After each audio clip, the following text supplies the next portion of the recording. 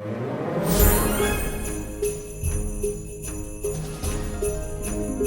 right, good morning and welcome to the fourth annual Joy to the Workplace. After a, a little bit of technical difficulty, that's why no one else is here other than the speakers, we're off and running. So we thought we would record this and then send it out to everyone that expressed interest in participating, as well as we'll get it out onto, I'm assuming, YouTube, as we do with our other channels. So, my name is Rob. I am one of the co-founders of Black River Performance Management. I am a professor at Idaho State University, and I am your moderator today. I am joined with one of my associates, my business not partner, manager, Rachel Daniels. And Rachel and I are going to coordinate and lead this conversation today.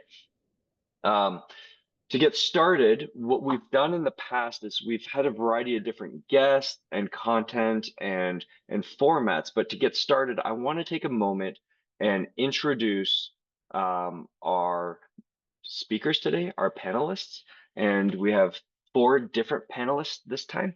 And so first off, I'd like to introduce Tiffani and Ali. They are co-founders and co-owners of On Point Performance, and they both have lived a life of entrepreneurship, of a variety of different enterprises, as well as they totally geek out about self-performance, self-development, organizational success. And so collectively, they come together to help people and organizations thrive. In addition to them, we have Mike Krause, who is the owner of Global Bound Consulting. Mike is the Oh, I'm waiting. I'm locking up here, waiting for the slide to advance. There's Mike. All right. Mike is a seasoned mental performance coach. He too works at the individual and organizational level. He has an extensive background in nonprofit work. And so, just like the two presented before him, he's equally excited about self and organizational development. And finally, the co-founder of Black River is Angie Lion. Angie aims to address performance and individual success through a lens of self. And she brings her unique insights and experiences to her clients with the ambition of leaving them better than she discovered them. So thank you for the four of you for joining us today. I just want to mention that this webinar is sponsored by Black River Performance Management. That's our organization, and that's where we believe work should fuel the human spirit. What we do is we partner with organizations, we listen to their needs, and we look at who they are and what their identity is, and we work with them to develop that so that we can cultivate high performance and high joy in the workplace. We have some people that look like they're starting to log in through the link via the back door. So let's go ahead and get started with a question to everybody. And so one at a time, how do you define joy?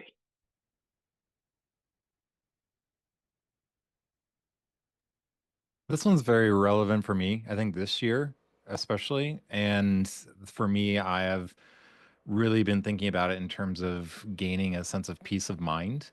Uh, Part of that is in a weird way, I'll share a little bit of a backstory.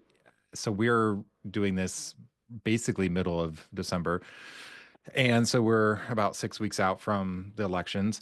And I have been offline for 6 weeks. Like I have no idea what's going on in the world. I made a very intentional choice to detach and detox from media and current events.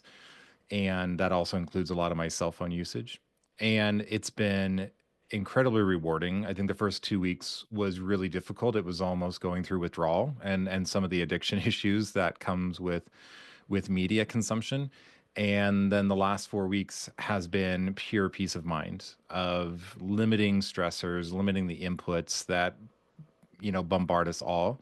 And I've found a sense of joy. And going into the holidays this year, I am so grateful that I sort of discovered that. And now it's really going to do basically, I'm doing like a pilot research study, I think probably through 2025 to see how long I can do this and what that looks like for joy. So stay tuned. Maybe next year we'll kind of revisit this and see where my level of joy is through peace of mind and media consumption or lack thereof.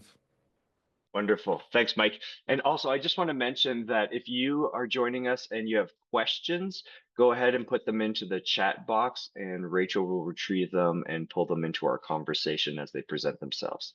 All right. So, once again, the question is, how do you define joy? Who's next? Joy. Oh my gosh, this is a very fun one, isn't it? Joy, I like this a lot because for me, how I embody joy is it's really a feeling. Just like many emotions that we experience. I know Rob and Angie dive a lot into this and emotions and emotional intelligence. But joy is a feeling. When I feel joy, I literally feel it in my body. Um, I'm super into energy in the body and healing. So when I am experiencing joy, my whole entire chakra system is just lit up. And it's warm and cozy and it feels nice. Um, it also, to me, it relates to awe. For those of you that have any relationship with what that means, if you don't, I definitely recommend it.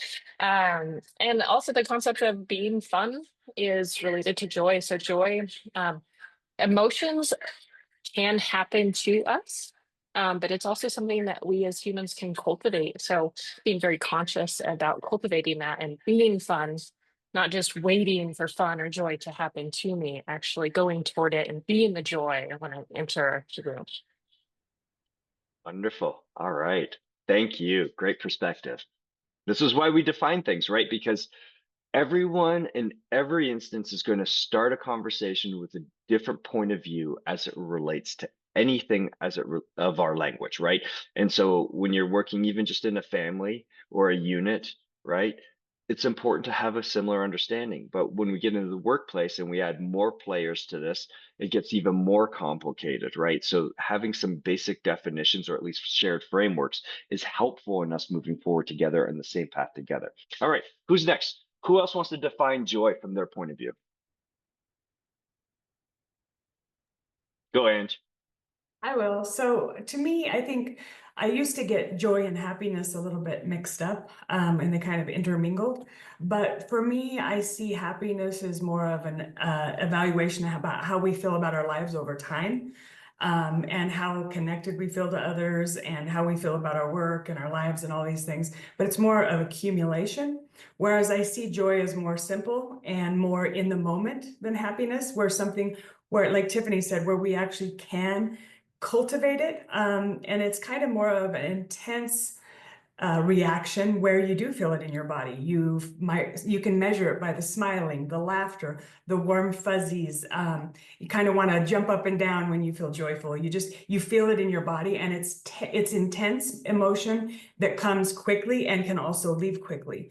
And one of the things that I've learned as I've been studying emotions for the past 10 years is that it can be cultivated, and we can plant little seeds of joy in our lives and in the lives of others. And we actually can experience it at any time we would like to. It's available to us at any moment. We can talk about that a little bit more, but the research with this shows that people, even in concentration camps and in horrible situations, can actually cultivate joy through gratitude practices. Those two are actually kind of melded together. So for me, that's what I think of joy as: temporary, but it's also a feeling in the body, and lots of joy can actually bring more happiness. All right, terrific. Thank you. And Ali, you're up, the last person to bring us your definition of joy. The last one's always a fun one because it's like the culmination of all. So I kind of, right, it's a hodgepodge of what the other three have said, of being in the present moment, of joy. I think things like happiness and optimism and the positive emotions, as they stack, it creates joy. And joy, to me, a lot of people say enjoy, joy what you're doing. And to me, joy is something you enjoy, right? So enjoy is that present moment where really you just feel good deep inside, where happiness is one of the steps to get there. I think it's really hard to live in joy if you are in a depressed, stressed out state, right? But if you can start stacking the happiness, the optimism, the positive emotions, then I think that it creates an environment within yourself where you can live in joy. So joy is, the deeper level of the fun and the happy. And as you stack them, I think that's where joy really aligns for me. Terrific. Thank you. So a term that comes to mind after listening to all of your definitions is harmony, and that there's a level of harmony occurring within our body and in a relationship with the ecosystem, right? And so thank you for sharing that. So what we're going to do moving forward, so we keep moving through the number of questions I have, we're going to ask for two people to answer each of the remaining questions at a time, right? And so we'll just pass it around and see where everyone else is. So this next question is about you and your personal life, actually. And I know this is a work-specific podcast. So Rob, why are you asking about personal life? So if we actually back up and think about the learning and development that occurs in organizations, it is more likely to be successful if we can ground it in our own personal experiences outside of work. There's something that has to do with your proximity and your specialization in your own life with the players in your own life that give you this ability to try these things out in a way that eventually scaffolds over to the workplace so that you can be more successful integrating strategies in the workplace, right? And just a little bit of research real quick. So we know that well-being in home life, in our personal life, transfers. The studies have demonstrated that well-being transfers into a person's work life. But in the instance of well-being in the work life, you can't have well-being in the work life if you don't have it in the personal life. So this is really interesting. This research is powerful that it shows that it's actually one direction, that it has to occur at home in order for it to occur at work. And it flows that way. But if it occurs at work, it doesn't necessarily flow to home. So it's interesting. So next question is actually for two of you. How do you cultivate or manage joy in your personal lives? So go ahead and jump in, whoever wants to go first. Well, there, go for it. Hands are up. Last, now I'm first. So one of the big ways that I try to cultivate joy is really on purpose doing things that are fun, are for play, are for the sheer joy of it. A lot of times we'll do different things and it's supposed to, you schedule something with a friend and you make this appointment. But then you get there and you're expecting it just to be fun, right? Where really you go, you do it, and the only objective is to enjoy it. The only objective is to have fun. Yeah, we may be out on a hike and doing all that, but the goal of the hike is to enjoy every step, to open your eyes and see what's there. And another big way that in personal life that I cultivate joy is actually with my physical activity. It's easy to enjoy life when you are physically healthy. So I make that a big priority, is taking care of my personal human body and making sure that the engine is running in a way to where I can go enjoy things. I prep myself to be in shape so I can enjoy the adventure. And that's just some of the ways that I think fall up in there. It's relatively easy to be in good enough shape to enjoy the walk, right? But physiology is a high priority for me when it comes to cultivating joy in my personal life. Wonderful. Thank you. All right. Who else? Gonna lean right in with the business partner. Okay, go, Tiff. Yes, thank you. I have to definitely give Ali some props because what she said with physiology is a huge deal. We do a lot of this together. Ali and I are business partners, we're also partners in life. So the concept of joy in personal life is very important for us because personal and business really overlap. One of the things that we we focus on, but I specifically focus on is happiness. So happiness and joy definitely correlate, but without being joyful, without being happy in your personal life, work life, it won't translate necessarily. So some of the things that I focus on specifically is the language that I use in my daily life, and then have that translate into both personal and work. So I'll give you an example. We can use our language to presuppose what's going to happen compared to where I'm at today. So, for example, I want to be a bodybuilder, for example. Not in real life, but who knows, right? So, say you want to be a bodybuilder. I like being physically fit, all the things, but say I want to be a bodybuilder. If you were to say, well, like, I'm not a bodybuilder right now. My physiology is slumped. I like, this is something I really want to do. Or you'd be like, you know what? I'm getting even stronger every day by showing up, by eating these things, by going to the gym. And when you presuppose your language by saying things like even more, it implies that you're already there. And we all know how much our brain and our body connect. So using some of the language to help influence where you're at today and giving yourself subconscious, subliminal messaging to help you get to where you're going and achieve those goals, because we have personal goals, we have work goals, but when you leave something, when I am one step closer to being an even better bodybuilder, hypothetically, then I'm going to be proud.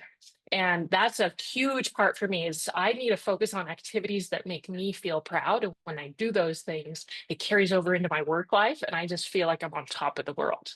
And then when things do happen that aren't so awesome, I have the capacity to think or go beyond it.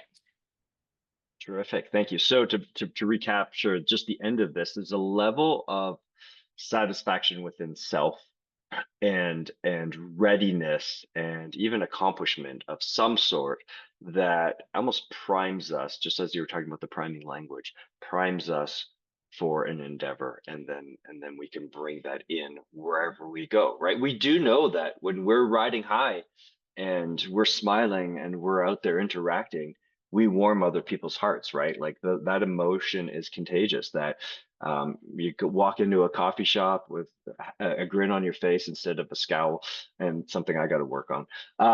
And you make eye contact with someone and they just light up. I actually had an older woman come up to me one day at a coffee shop, exact example, and said, "Rob, why are you smiling so much?" Actually, she didn't say my name. She didn't know who I was. She's like, why are you smiling? I said, well, you kind of like take a line from Elf. Smiling's my favorite, right? Like it's the concept of just, I'm trying to present myself and being in joy in as many moments as I can. And what I don't realize is it becomes a gift to others. So next question is for Mike and Angie. Uh, Here's a lob. Why is joy important in the workplace?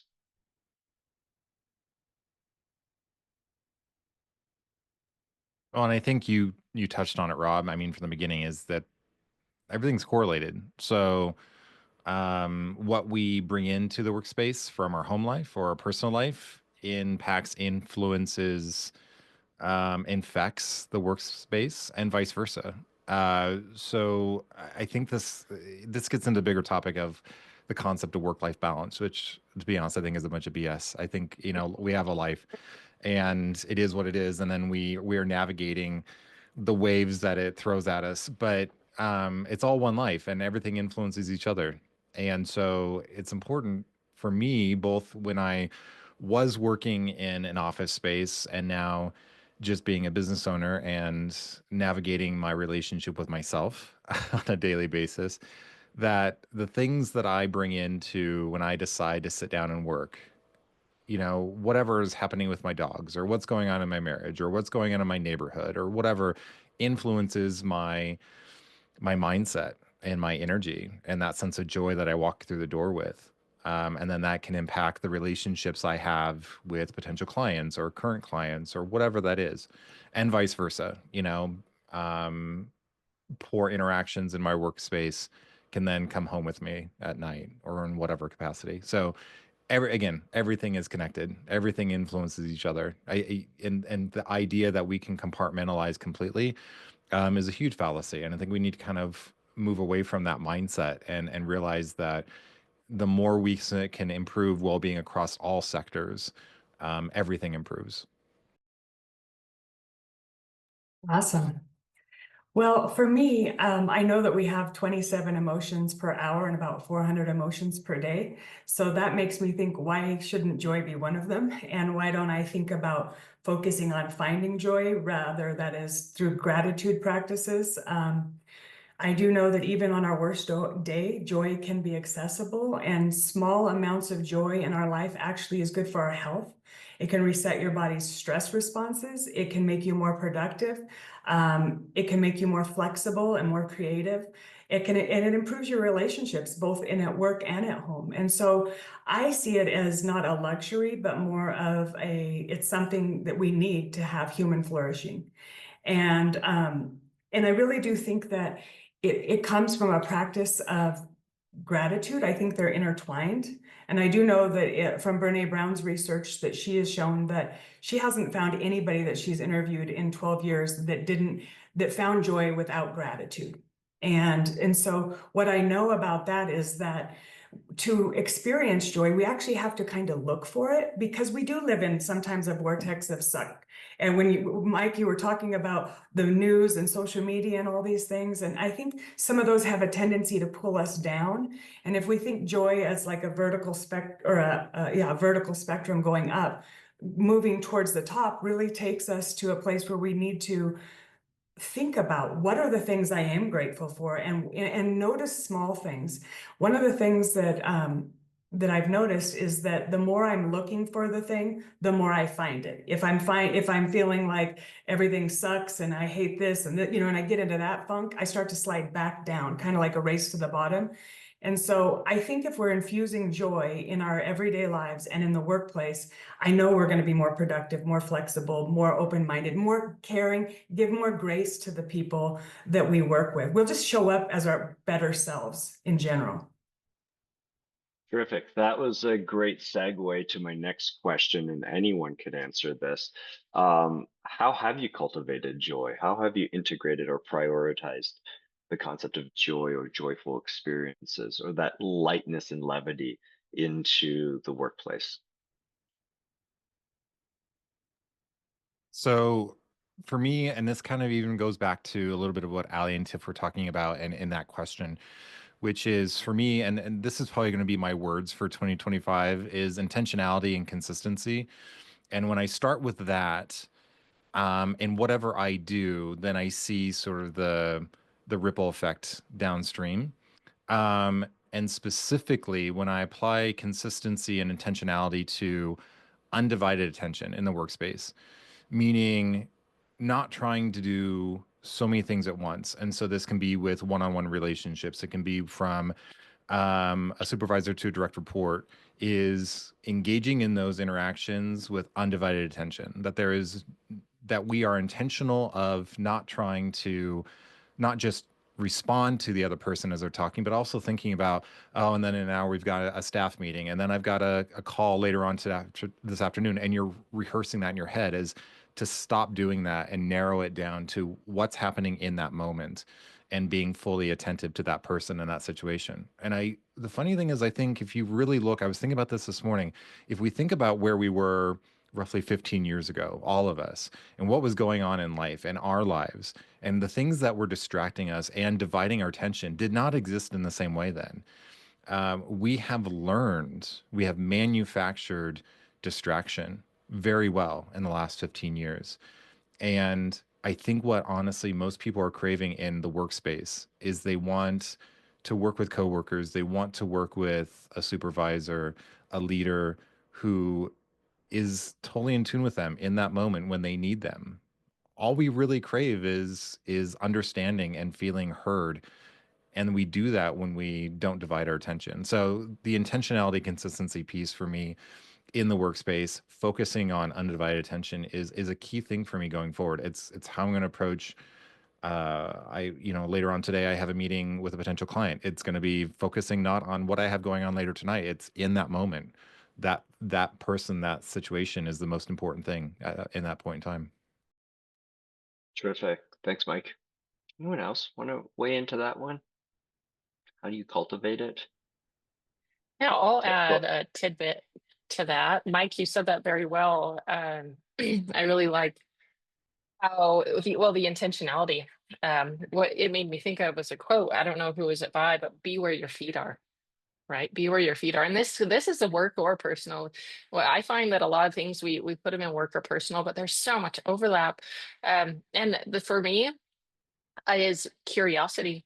So being where your feet are, like what Mike was saying, and intentionality with if you are going to be wherever you're going to be, give that undivided, but also be curious. Being curious while you're living with that intention in that moment is going to make it very fun, because when you look at anything in the world, you would look at something and it from just like your initial look, it might seem boring. It might seem boring. You might see, I'm not interested in that. But if you take a moment, pause, get curious. And this is what people like with every person I talk to is interesting. And there's a reason with our clients that we have so many great conversations is because this underlying element of curiosity, and it ultimately leads to joy and connection with people, and clients become friends become clients, and back and forth.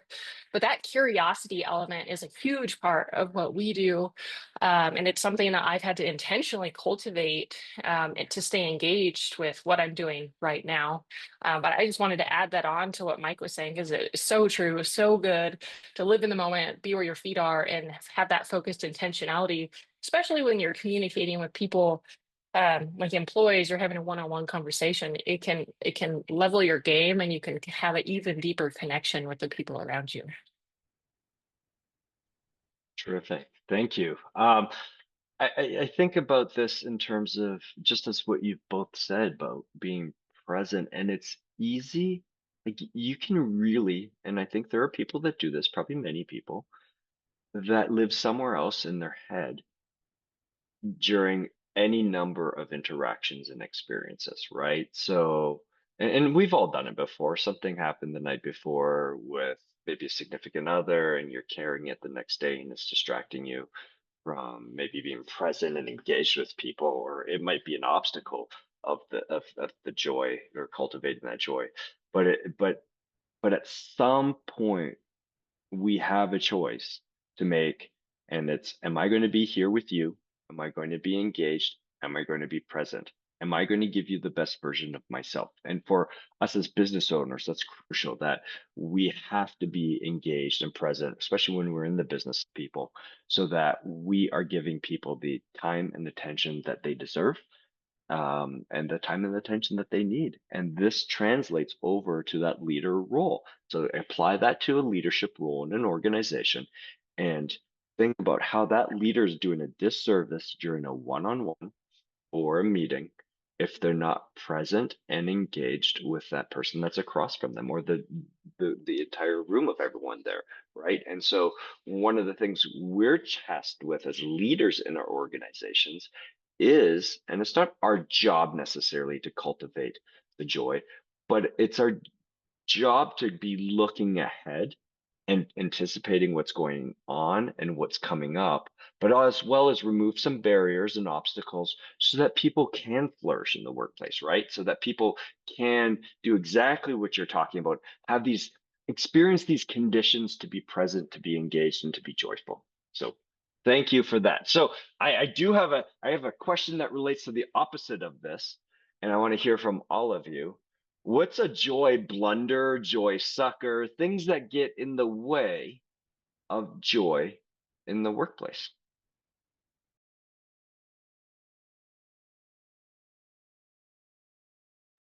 Can I go first on this one? I would have to say it would have to be I see the biggest buzzkill, joy kill, foreboding joy type thing as thinking when things are really good. Oftentimes we have this feeling of when's the shoe going to drop? When is this going to get bad? And so sometimes it's our mind, it's our heart wants the joy, but our mind is fighting it with, oh, things are good. I don't want to enjoy this too much, because what happens if I lose my job, or this person gets promoted, or whatever. And this can happen in our lives too. If anybody's a parent, they've watched their child sleep and thought of the worst case scenario possible. So our minds have this tendency, when I'm experiencing joy, sometimes I'll get the creepy thoughts that come in, and I have to recognize those thoughts and recognize that I can experience joy. And even as I've been working with clients recently, I've noticed that some of them actually have guilt experiencing joy, even experiencing joy decorating their tree. Well, this is dumb. Why should I shouldn't feel so joyful about this. So they're judging themselves for feeling joy. And so I think oftentimes it's our head that gets us, it takes us away from joy, where our heart wants to experience joy, but our head is telling us things like, don't enjoy it too much because the shoe might drop, or maybe this is a dumb thing to be experiencing. So I think it really comes back to thinking about what thoughts are coming in and how those thoughts can be a joy kill or forebode joy to you. All right, Ali, you're up. I saw you reaching for that thing, but she beat you to it. Yeah.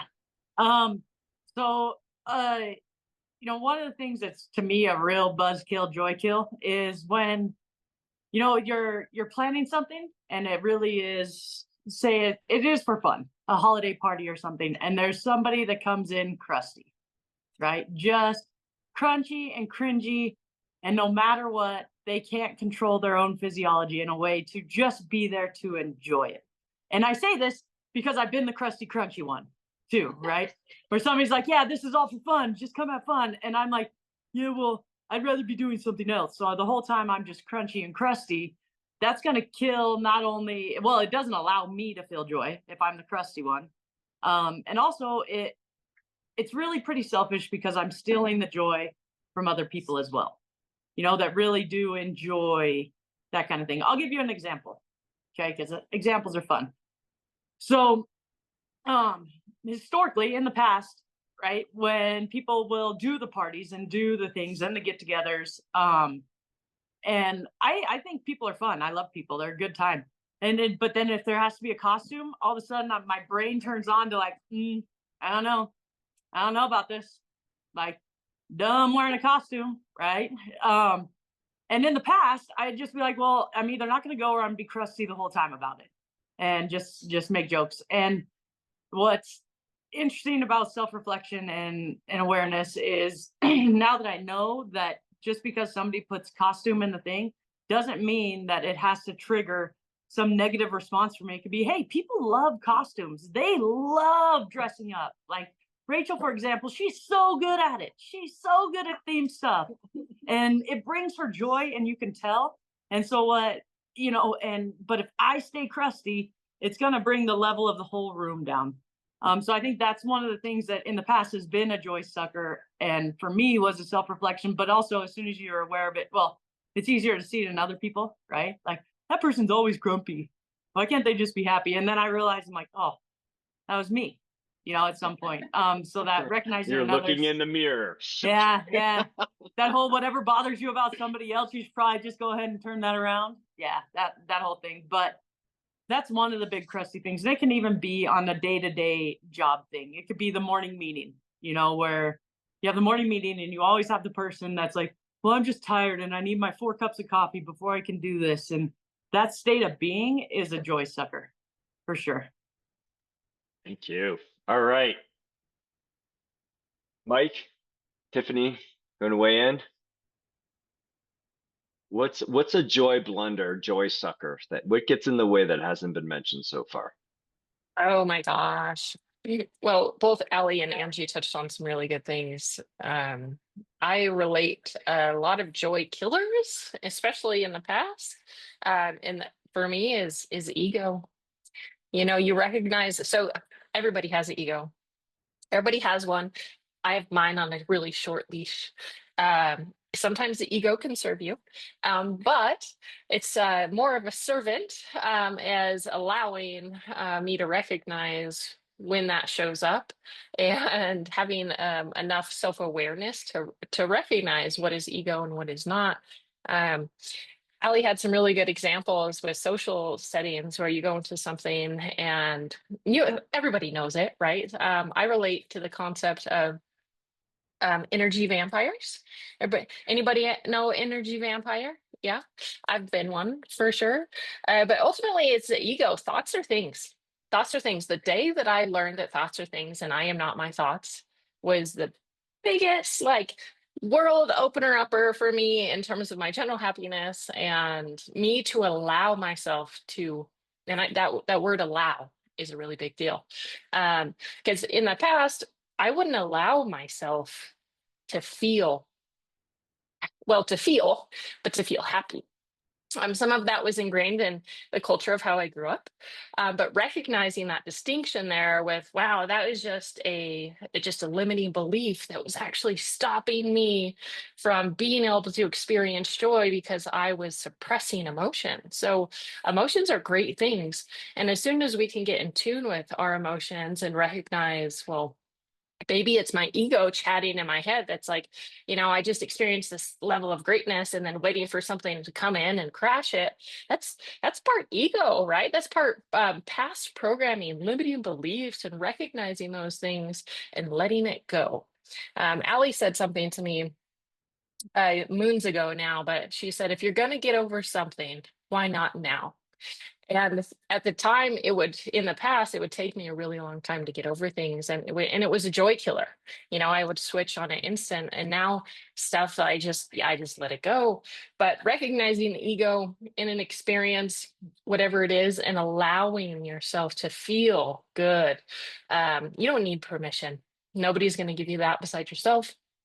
And the day that I learned that was the biggest eye-opening for me, for sure. Wonderful. All right. Thank you. All right, Mike. Joy sucker, joy blunder. What gets in the way in the workplace of, spreading and cultivating joy? Yeah, I think there's actually two for me. One is, one is more personal life, and one is more professional life or in the workplace. So in the personal level is sometimes just expectation of what you think you're going to walk into. So like Ali was talking about, it could be a party of some sort, or I mean, I love using the story of when I met Angie and Rob for the first time, and it was a few years ago at a retreat / conference over a couple days, and I volunteered to sign up for this within my place of work. But as the days got closer, I was like, oh my God, we're gonna fucking do some icebreakers and this, and it's gonna be touchy feely. I was like, I'm done with this. I've done that, been there, done that. Don't want to. And I was like, just stop. You're already sabotaging it before you even get there. You're setting up the sense of expectation on these assumptions on what you're walking into. And it was like literally pulling everything back, stripping it down to the studs and saying, no, I'm just going in and I'm going to meet people. That's all this is going to be. And then everything from there is gravy. It's icing on the cake. And it really was. So it was on the personal level, even though that was a work-based thing, for me, it was pulling everything back and lowering the expectations. I think in the workspace, I think we suck joy out of situations kind of on assumptions, but it's also based around a sense of needing to convey competence and conveying experience and knowledge, that we are somehow creating a game that doesn't exist, that we are competing with other people in our workspace, that we have to be the most smart, that we have to be the funniest, that we have to be the most knowledgeable. We have to, and all of a sudden, next thing you know, we are burned out and overwhelmed because we don't enjoy it. And it's all based around assumption. Like everyone's so concerned, and then we start going down the rabbit hole of perfectionism, and next thing you know, we're not enjoying the thing that we're brought in to do. So realizing, I think that this idea that we need to convey competence to everybody else is a fallacy, and it sucks so much joy out of why we joined an organization in the first place. There was a reason. Maybe it was the mission, the vision. Maybe they had a really great program. Maybe they had this long-standing history, this legacy that we wanted to be a part of. And then we walk in, and day one, after maybe doing some onboarding, we're like, okay, I need to make sure everyone knows that I'm here, that I'm competent, that I deserve this role, that I didn't luck into it. It sucks the energy out of the room, and you're kind of on the short path to burnout. Wonderful. Thanks, Mike. I think about the term authentic, right? And so people say we need to be more authentic in the workplace. I've had to couch that term, which is not easy to do, but like there's a positive authenticity, right? Because some people can be authentically crunchy, but just coming in this positive authenticity and just be a miss. I think about it in terms of like just when I kind of stand in the water up to my waist at the beach and just kind of feel those waves just kind of rock me around a bit, right? And it's the same thing, right? Like if you're too uptight, you can't be with the flow, you can't experience it. And right to your point, that if you're up too uptight, you're going to create competition, barriers, and you're not going to let others put their guard down because you're kind of cranking it up. Okay, so this is what I want to do. I want to ask Rachel. Rachel, you've worked in a variety of organizations yourself. So what has been one blunder or thing that you've observed that gets in the way of cultivating joy in the Yeah, so I have spent a lot of my career working with younger people and youth, and I really think for them it's fear.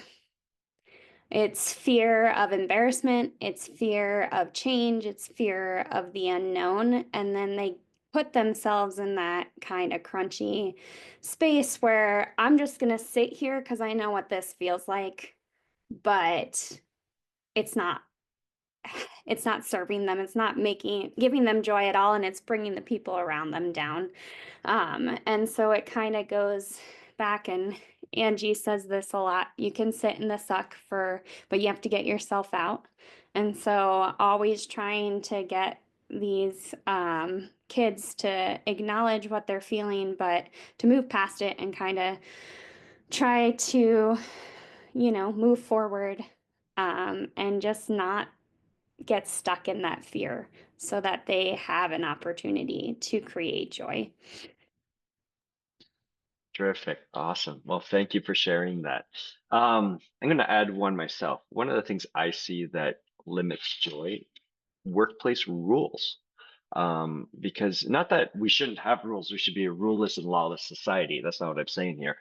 I'm saying, when's the last time you looked at your rules or policies in your organization to determine their appropriateness?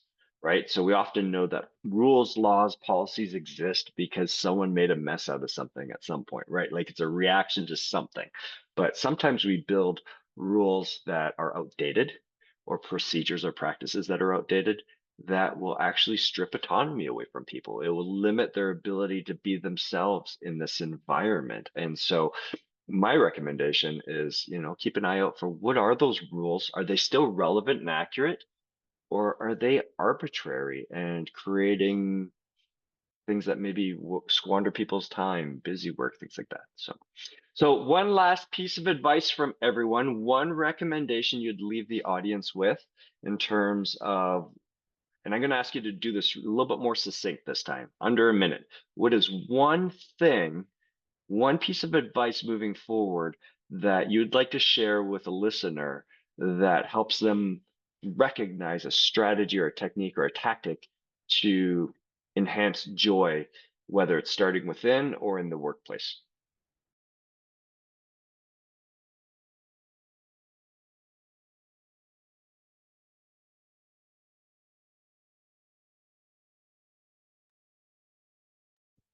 Okay, I'll One. jump in. That was a long radio pause, right? Like, Mike, It's like go we're for building it. up Go to for it. something. Yeah. all right, go for it, Mike. Jump in. Okay, I'll be succinct. I think for ourselves personally, which then can reverberate to those that we work with, and I talked about this at the beginning about peace of mind, is recognize the theory of paradox of choice and choice overload. I think we have so many things going on in the world and so many things at our disposal, whether that's the ease of Amazon and deliveries, or the ease of entertainment of streaming services and everything that's on our phone that's easily reachable. And yet sometimes less is more. In fact, I would say most often less is more. And so limiting all the stuff that actually can impact us in both positive and negative ways. Choice overload is not just the negative things that we're protecting ourselves from. I think we need to actually lessen every sort of aspect of input that's coming towards us, and we can do that in the workplace too. It's not overloading our talent with too many tasks and even too much information that they have to make decisions on. Wonderful. All right. Thanks, Mike. Way to keep it tight and short. Thank you. Who's next? Well, Tiff, you're right. You were ready to jump in there too. Yes, I like that a lot, Mike. I was going to say, well, two things, but really to declutter. Declutter your life. And I mean physically and emotionally. So, physically, I mean, that is the amount of joy that I experience when I declutter to just get rid of the extra is so amazing. It feels so good. And the self-talk element that goes into that as well. Again, thoughts are things, language is so important. So being very specific with how you talk to yourself is going to not just expand your whole world in terms of joy, it's going to expand people around you, and it's contagious. And that's what I would say as a tactic for trying to level up your joy game. Wonderful. All right. Thank you. Angie, you ready? Yep, I would say go on an exploration and start spotting joy, finding joy, seeing where you can find it in your life. The holidays are a perfect time to see if you can smile and make someone else smile. If you can celebrate with somebody else who's got a promotion, or something. Anytime you can find joy, even like smelling, giving your kid a hug and smelling them, or just little tiny things that you will bring you joy. Little micro doses of joy is what I say. Explore those micro doses of joy. Awesome. Thank you. Ali, you're up.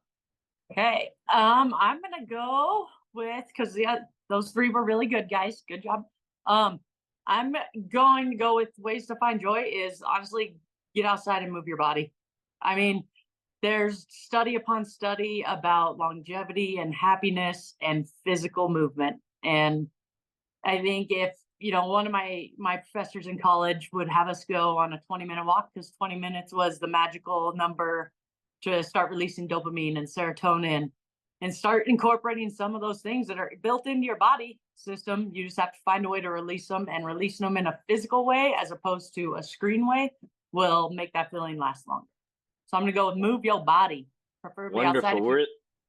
We're this total being experience for joy, right? Rachel, do you have anything you'd like to contribute? Yeah, I think I would add share your joy. So even if it's at the end of the day, just talking with your family or your friends about what gave you joy, because hearing how other people experience can help cultivate your joy. Awesome. Wonderful. Thank you. Okay. So I do want to add one more thing here, because Tiffani mentioned this earlier, right? Sometimes information comes across our plane and it's life-changing. It reshifts and shapes your perspective. And this is one of the things that occurred to me, because I was, as Ali mentioned, a crunchy person. It was brought to my attention that I look crunchy. So the fact that I'm smiley right now is me working at not being perceived as so critical and analytical. And that's part of my behavioral profile, as we know, that a little bit more stoic and draw it in the face. But I had an experience. If you've ever been to the Pike Place Fish Market, their element of play. Then the book that came out after that explained what that model was, and then the videos that came out after that explained what that model was. That hit me at a perfect point in my life as a leader. And one of the tenets in that concept is choose your attitude. And I share that because it kind of wraps up everything that everyone else has said so far to really simple piece that we are in control of this. And that's really what we have influence and control over for the most part. And we get to decide how we want to show up. All right. Well, thank you. Rachel, would do me a favor, screen share the call to action as we wrap this up. I want to leave you with a couple thoughts and considerations. So as you think about where joy is and needs to be in your life and your workplace, reflect on these things and take a picture of this if you want, and bring it to your staff and discuss it as a part of a group. What brings you joy? Right? Sharing out individually about things that bring me joy helps me connect with my friends in this room better, so that they know how to look out for me and support me. Same thing's true for the workplace. Then what were your joy takeaways from the webinar today? Is there anything that specifically you could point to in the webinar that might be influential to you? What are we as a team committed to, right? And what are we committed to and prioritizing? And I'm not suggesting big, massive engagements. I'm talking about what are little drips or processes or concepts that we could integrate into our practice, both as a leader and as a follower, as a team member, and as an individual contributor that can cultivate more joy. Next item I love, and we do this with clients often, is what is it that we need to start doing, stop doing, and continue doing as it relates to joy in the workplace? So what's getting in the way, what's working well, and what do we need to keep doing? So consider those. And how will you, last one, how will you cultivate joy in this potentially chaotic time? Mike kicked us off with a real downer about, the social media and the news, and we're right there with you, right? Like everything's been a roller coaster, right? And that is just the precursor to the holiday season and the rush of shopping, gifting, visiting, eating, drinking, all those things, right? So it is naturally a chaotic, this last end of this quarter is a naturally chaotic time for us. And it brings a lot of stresses to people's lives for a variety of different reasons. How are you going to protect yourself? How are you going to buffer yourself as it relates to this, right? So something to consider. So Rachel, next slide, please. Just to wrap this up, thank you very much for joining us today. It's been great. I love the fact that I get to spend time with my friends to hear their ideas and their concepts and discuss it in this manner. I wish the live aspect of the LinkedIn piece would have worked better to get more live involvement. But once again, thank you for joining us. Here's contact information and connection information for each of the participants. And we look forward to spending some more time with you and spreading joy. Thank you.